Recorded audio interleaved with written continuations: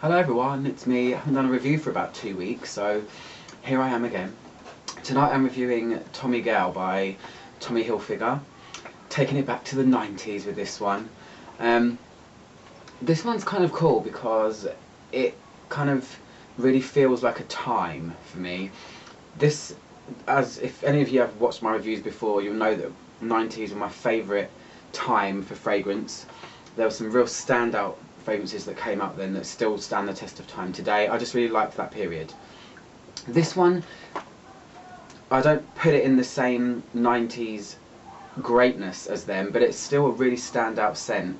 The ones I normally like are very kind of almost classic, I guess, really powerful, different. This one is different, but this was, I think, just aimed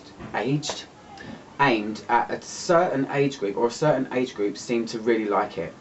It kind of burst onto the scene in 1996 when I was at senior school or high school, and it just seemed that so many girls at school were wearing it. It was just casual, basically. It wasn't something that you'd have wear out or dress up to wear. It was just one of those kind of easy to wear, easy breezy cover girl fragrances. So yeah, 1996, as I said, it's classified as a floral fruity, but I would say it's more floral than anything else. Here's the box. Tommy Hilfiger, I think, in the 90s was releasing some really good fragrances for what they were. You know, it's that all-American kind of brand, casual fragrances, like I said. Freedom, you can't get it anymore, but the men's and the women's one was absolutely amazing. I wish you could still get them, but unfortunately not.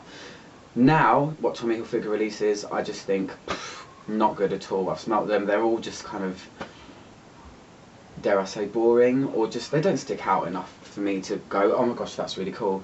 Tommy Girl stood out in a different way. Like I said, it was very popular, easy to wear, and Freedom was amazing. So yeah, here's the box. Plain and simple, very branded, isn't it? It's just, you can tell it's Tommy Hilfiger a mile away. It says established 1985, so they were still kind of new at the time. Bottle's like triangular shape. I'll come a bit further forward. It's really simple, just clean, basic, just done. So I'll go through the notes with you. You've got some interesting ones in here. You've got top notes of blackcurrant, which I really like, apple blossom, camellia, and mandarin. So camellia is a little bit of a mystery to me.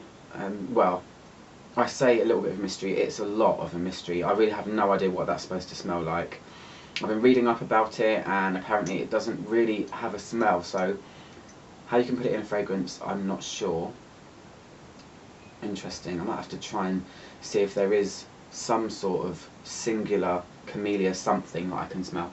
Then the heart notes are honeysuckle, lily, violet, mint, grapefruit, rose and lemon. So you've got quite a few citruses going on there. And then the base notes are magnolia, leather, that's a shocking one to me. I don't think it smells leathery in the slightest. Sandalwood, jasmine and cedarwood. So yeah, I don't know, this one, I'll quickly say as well, let me just get the box again. This is, it's called an eau de cologne spray, which, from what I've learned, is a concentration. It's weaker than eau de toilette. Really don't let that fool you, because this is really strong, and it always has been, and I think it always will be. This is something that I would always smell wafting down the halls of my senior school. So I'm not sure why it's called eau de cologne. I think it might be in the sense that it's, sometimes people call, oh, you know, what cologne are you wearing? I don't know, but that's normally men, so I don't really know about that one. I probably should just stop talking about that one. So anyway, this one, I describe it as being an illusion. What you see on paper is not what I smell when I smell it. This to me is, the opening is very, very sharp. It's very, very floral, and what the notes give you is, to me, a very aquatic feel. It smells to me like aquatic melon, if you can imagine that. the citruses make it really sharp, almost where it's screechy sharp. So it does feel a bit wow when you first spray it, but it's still bearable. It's really weird because when I think of it in the 90s, I remember it smelling different. It's not like they've changed it or anything, but before I got into perfumery, it was just this Tommy Girl smell, and I never really stopped to think about what was actually in it. But now that I've looked into it a bit more, it's so apparently floral. It's not. It's like I said, it's quite sharp. It's a sharp floral smell that feels aquatic to me. Aquatics to me are always a mystery. I do think that aquatics are ultimately floral smells, but it's an illusion of something that smells aquatic. Very weird, something that I need to investigate a little bit more, I think. But yeah, Aquatic Melons. It smells like melons. If you kind of imagine Cool Water for Women by Davidoff, that kind of feel where it's like an aquatic melon smell, but this is a lot sharper. So you've got all the things playing a part. You've got grapefruit, lemon, apple blossom is quite a sharp but kind of sweet smell as well. So they really do play a massive part in the opening. The dry down, it's going to be a quick review on that front. I've got it here drying. Once the initial citrus blast goes away, it does change a bit. It's not too much though, but you can feel a lot more. It's still kind of aquatic smelling, but it's a lot more kind of soft and a lot more manageable. It does feel a little bit more well-rounded. It's nice. I mean, I wish I knew what some of these flowers smelled like individually. I'm still learning with flowers. I must say it's not my strongest point. I always say that. But I don't get any mint from this at all. I don't get any powderiness from violet, so I would ignore that. I would say it's probably more kind of a combination of honeysuckle and lily. I don't think it even smells like jasmine, to be honest, but it becomes a very casual floral. And floral is a very generic word to say because it just describes so many things, but it's sharp there. But yeah, that's kind of it. It's not necessarily woody. It doesn't have that kind of feel to it at all. It's almost like it's just a solid. It was a citrus, and then now it's gone to like a solid floral smell.